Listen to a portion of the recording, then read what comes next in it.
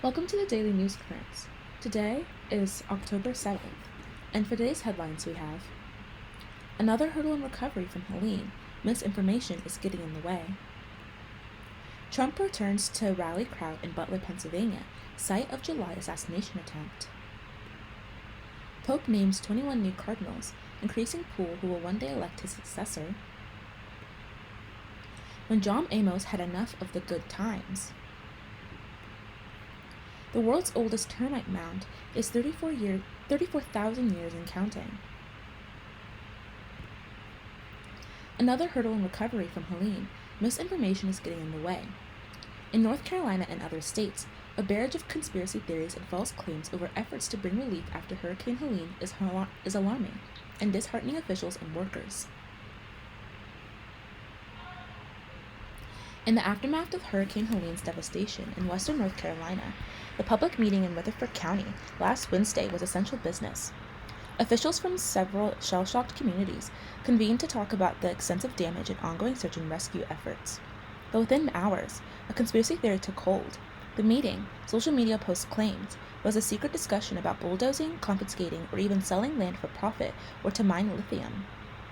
The only lithium for sale in Rutherford County is at the local Lowe's store in a 9-volt battery, said Brian King, the chairman of the county's commission who was at the meeting. The power of the conspiracy theory, he added, is just disheartening. As thousands across the southeast grieve the deaths and damage left by the Category 4 hurricane that made landfall on September 26, a torrent of conspiracy theories, rumors, and lies threatens to undermine the efforts to provide accurate information and crucial resources. Disinformation has been particularly rampant in Georgia and North Carolina, and the sheer number of falsehoods have alarmed officials and experts. I've been doing disaster work for nearly 20 years. I cannot think of another acute disaster where there has been this much misinformation, said Samantha Montano, an assistant professor of emergency management at the Massachusetts Maritime Academy. While the hurricane plundered communities and killed more than 230 people across the southeast, the epicenter of the damage runs through western North Carolina and eastern Tennessee. Over a week after Helene passed through small mountain communities like Chimney Rock and Lake Laurer in Rutherford County remained isolated in some way, left without water, electricity, or reliable cell service, or stranded among collapsed roads. Aaron Ellenberg, Rutherford County's sheriff, has spent several days refuting baseless claims about lithium sales or communities being bulldozed to cover up bodies left behind by the storm. I've never seen anything like it, he said. I'm sick and tired of this crap. Climate-related disinformation tends to surge after natural disasters, as it did last year after a string of heat waves, flooding, and wildfires. False claims attribute such events to globalist hoaxes, arson, and so-called energy weapons. They are often fueled by AI-generated or outdated footage, or distorted reasoning from the oil and gas lobby, politicians, and even foreign influence operatives. The conspiracy theories and rumors on X, after Helene tore through the southeast, has been circulated and elevated by high-profile figures, including Elon Musk, who has pulled back on content moderation and repeatedly amplified disinformation to his millions of followers since he bought the social media platform. Representatives for X were not immediately available to comment. Former President Donald J. Trump has also falsely claimed that disaster relief funds were being diverted to house undocumented migrants and suggested without evidence that Democrats were not eager to help conservative residents. Some Republican governors have actually praised the Biden administration for its response. When asked about Mr. Trump's role in spreading false claims, Caroline Leavitt, a spokeswoman for Mr. Trump, reiterated the falsehood. Misinformation is a grave threat in the aftermath of a storm like Helene, Governor Roy Cooper of North Carolina said in a statement, warning that it could be deadly. The falsehoods have prompted pushback from lawmakers and officials from across the country. Mayor Glenn Jacobs of Knox County, Tennessee, said to his followers, if everyone could please put aside the hate for a bit and pitch in to help, that would be great. And Kevin Corbin, a Republican state representative in North Carolina, pleaded on Facebook, please help stop this junk. Much of the information has been aimed at the Federal Emergency Management Agency, which was heavily criticized during Hurricane Katrina in 2005 for its leaders' failures in emergency response. Since then, the agency has brought on more experienced emergency managers, including its current administrator, Deanne Criswell, who used to lead New York City's Emergency Management Department. But its efforts to address racial disparities in aid programs and overall its disaster assistance programs have made FEMA a larger target for disinformation. In recent days, FEMA has been forced to contend with claims that it is stealing donations, diverted disaster aid to Ukraine, or refusing help from others, a falsehood Mr. Musk has spread.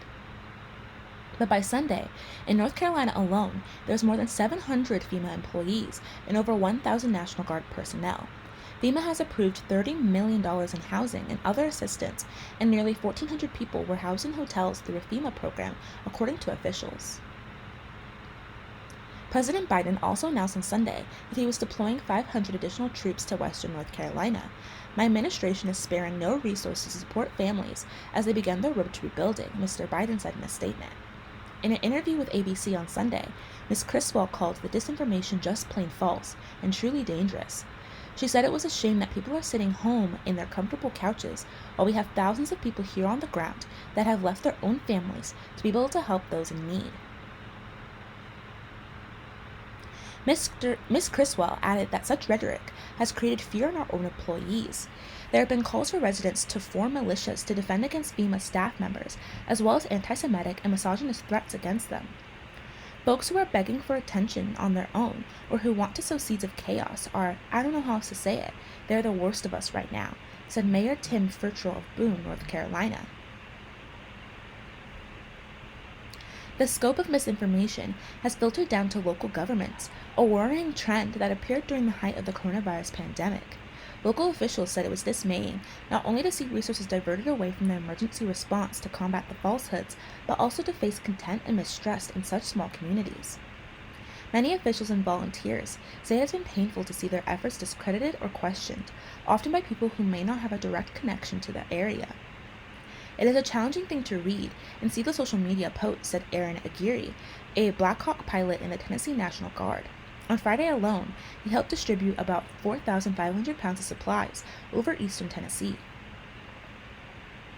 Everyone's here because they want to be, not because they have to be, he added. We are fully in this. We really want to be here. Some noted that the communications blacked out from the storm, where residents went days without connecting to family, friends, or the news, helped widen the void of information early in the recovery process.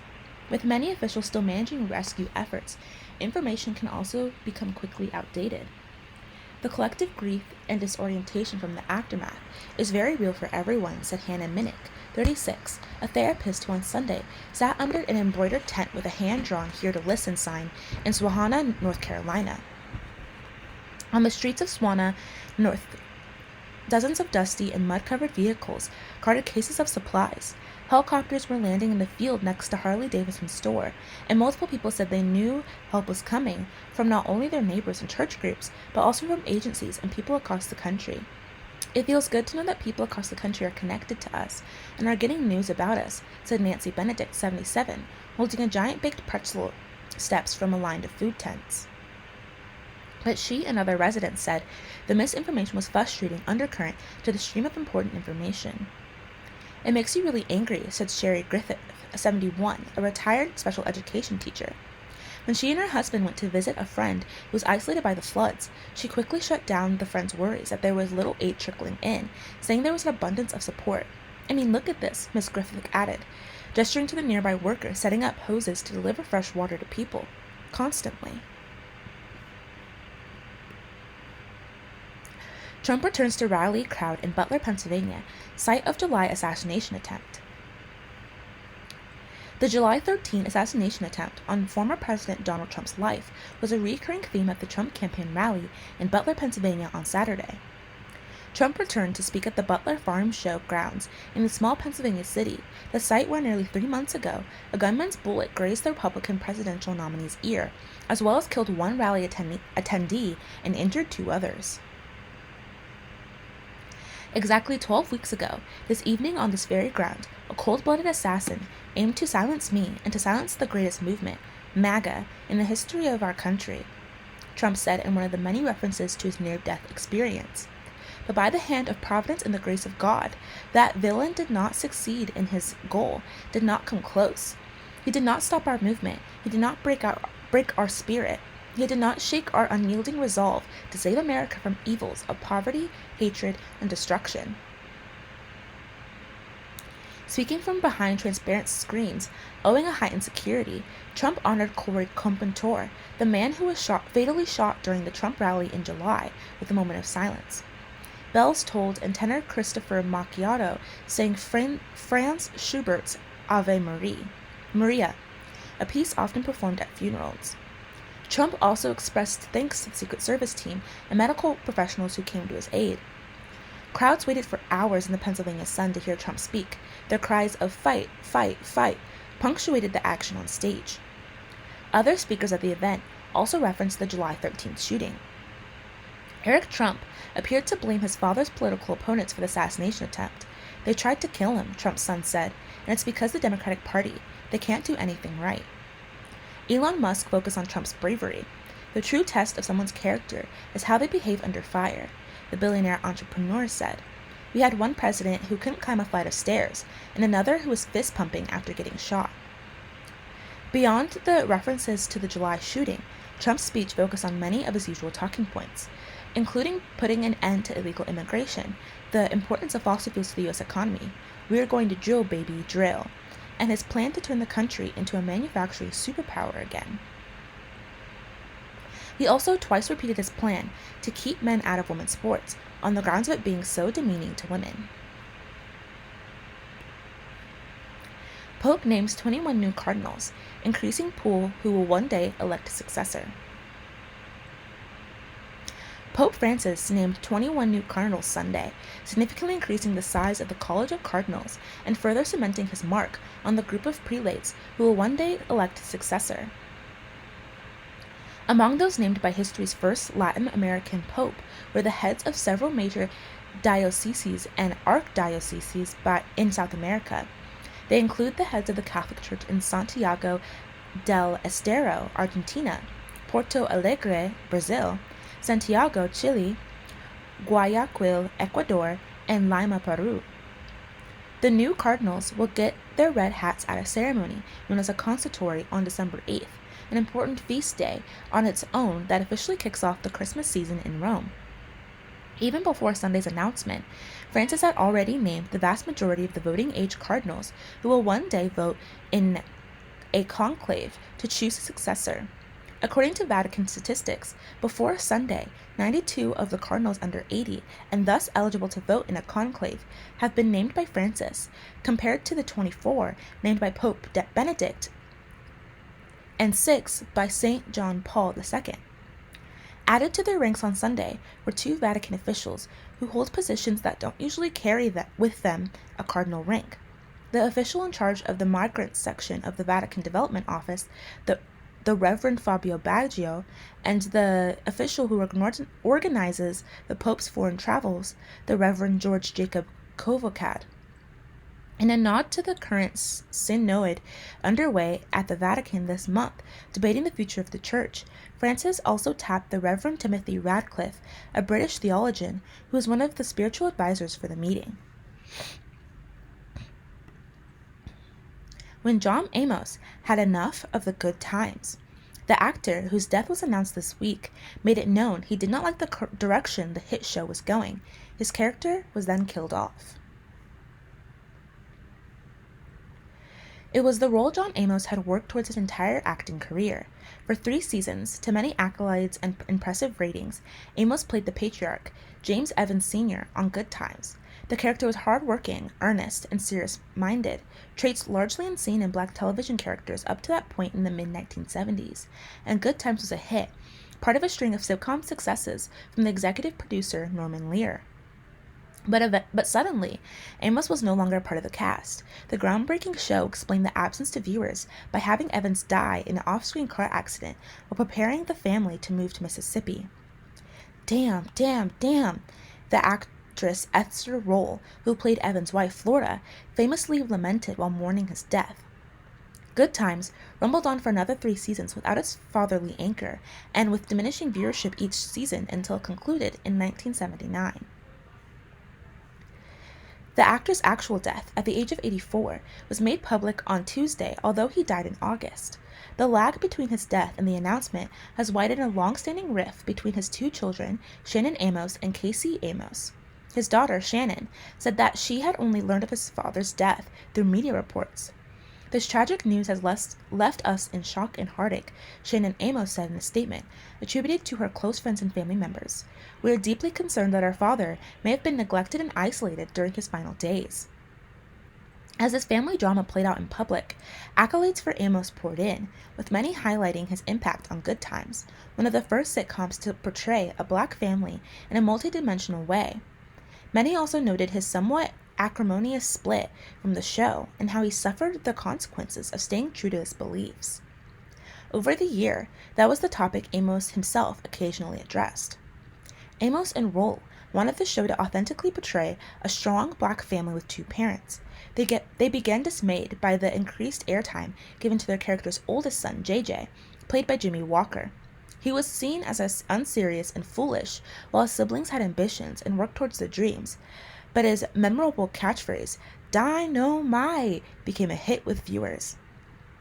I felt too much emphasis was being put on JJ and his chicken hat and saying "Dynamite" every third page, Amos told the Archive of American Television in a 2014 interview.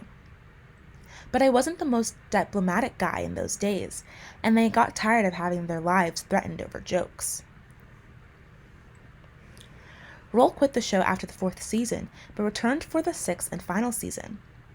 The fact is that Esther's criticism, and also that of John and others, some of it very pointed and personal, seriously damaged my appeal in the black community, Walker wrote in his memoir. Dynamite, good times, bad times, our times. John Amos was so glum and dispirited that it seemed impossible to go on, and we decided to write him out of the show, Norman Lear wrote in his 2014 memoir. Even this I get to experience. In interviews, Amos sounded more realistic than saddened that he was written out of the show. Amos joined Good Times after breaking through in his first major television role, Gordie Howard, on The Mary Tyler Moore Show. He was a former football player who had signed free agent contracts with the Denver Broncos and Kansas City Chiefs. He sometimes blamed his aggression on his background in the sport. There were several times where I said, "No, you don't do these things," Amos told Time in 2021. "It's an anathema to black society. I'll be the expert on that if you don't mind." And it got confrontational and heated enough that ultimately my being killed off the show was the best solution for everybody concerned, myself included. They thought I was talking about a revolution here in the studio, and I was, he continued. It was a sign of the times that we just weren't going to take anymore, but hadn't developed the social graces to express our disfavor. Over time, Amos and Lear mended their relationship.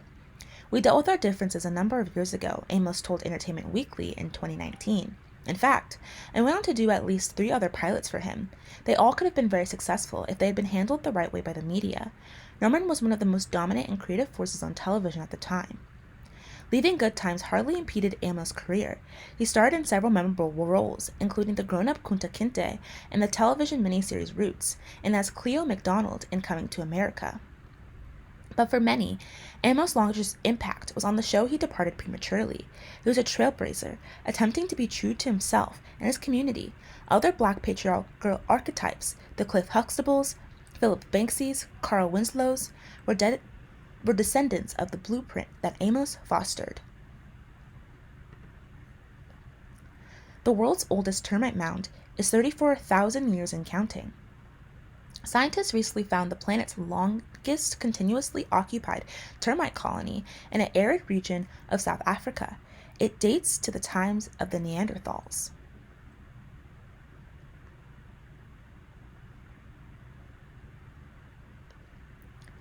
Last month, Michelle Francis, an environmental scientist at Stellenbosch University in South Africa, relocated to central Connecticut only to discover that her new home showed signs of termite damage.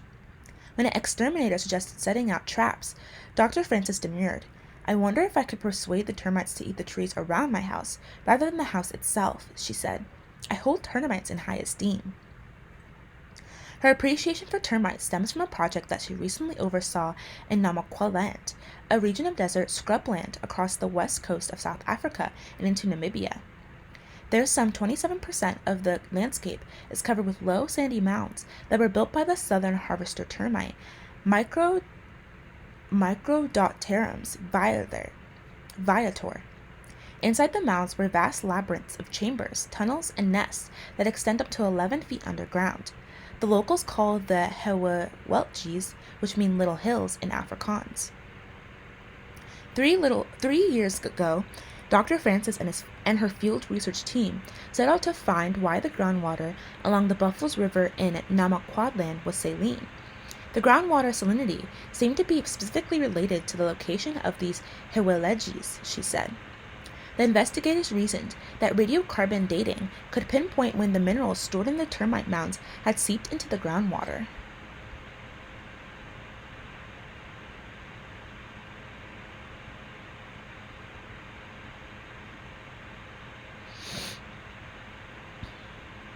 The investigators were surprised to find that the Heweltjies were far older than any active termite structure known to exist.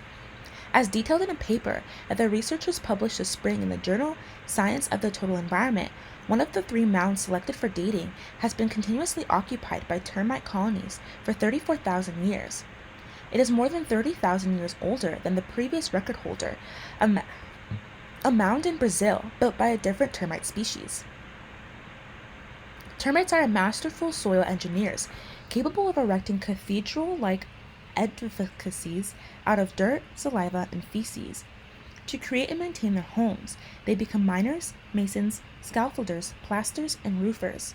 Working together, they don't just build simple nests, they install air conditioning, central heating, and even security devices.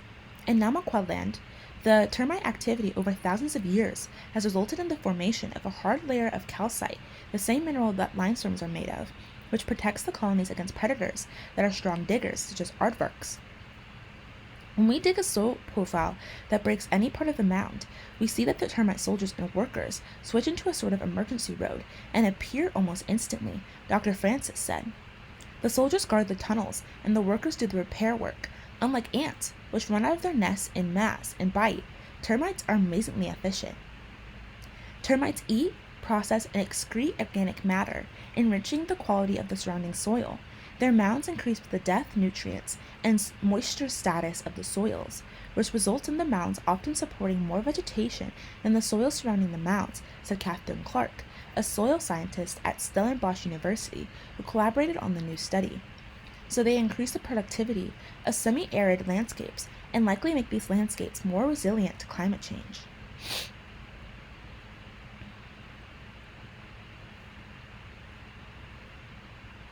Robert Pringle, an ecologist at Princeton University, said that termites can move astonishing quantities of soil and change the hydrology of entire ecosystems, generally making those networks more productive and more resilient to drought and other disturbances. The new study, he said, underscored what Dr. Francis called the substantial, if poorly understood, role that southern harvester termites play in offsetting climate change by reducing the amount of carbon emitted into the atmosphere. Termites bring twigs and other dead plants back to their mounds and deep into the soil. Some of this plant matter is consumed by microbes and released back into the atmosphere as carbon dioxide. But some remains inside the mounds as organic carbon, eventually ending up tightly bound in soil minerals. Locked away from decomposers, this carbon can be stored for thousands of years. In a 2023 paper, Dr. Francis and her colleagues estimated that each termite mound in Namaqualand could harbor about 15 tons of carbon. Some of the carbon brought into the mound is converted into white calcite minerals by microbes. Because this traps carbon in a mineral form, it is sequestered for much longer than if the carbon remained as organic matter. In addition, the calcite can react with carbon dioxide in the atmosphere to form dissolved carbonate ions, which can be channeled through the termite burrows into groundwater and subterranean aquifers. As a consequence, the carbon dioxide does not return to the atmosphere, but moves to the groundwater as a permanent reservoir. Even though Namaqualand is a dried area, it does experience occasional floods, Dr. Francis said. The region was wetter during prehistorical periods of global cooling, which is when the mounds were formed, and many of the soil minerals that contain carbon were transported downwards into the area's aquifer. This makes the groundwater salty and not that suitable for use, but is a good carbon sink, Dr. Francis said. Dr. Pringle, who was not involved in the study, agrees. Termites undoubtedly play a major role in carbon sequestration and storage, he said, as they do in almost all aspects of African savannas, grasslands, and woodlands. It is nice to see the growing interest in understanding exactly how they do that. And that is all what we have today. Thank you so much for listening.